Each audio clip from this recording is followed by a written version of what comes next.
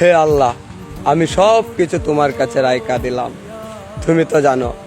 তুমি তো জানো আমার উদ্দেশ্যটা কি ছিল, আমার মনের ভিতরে কি ছিল। আমার মনের ভিতরে তো কোনো খারাপ উদ্দেশ্য ছিল না। তা আমারে কেন এরকম সব দিক দিয়ে নৈরাশ করলা? আমি তো হাজার পাপিষ্ট হলেও আমি তো তোমার বান্দা ছিলাম। তুমি তো চাইলেই তো পারতা আমারে একটু সুখ দিতে।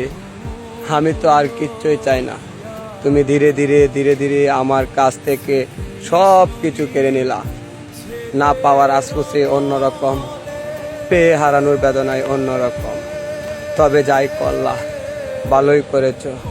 জীবন যতদিন চলে চলুক। তবে কখনো কিছু মানুষকে কখনোই আমি ক্ষমা করব না। তাদেরকে ক্ষমা করলে আমার নিজের সাথে নিজের অবিচার হবে, যারা আমারে কষ্ট দিয়েছে।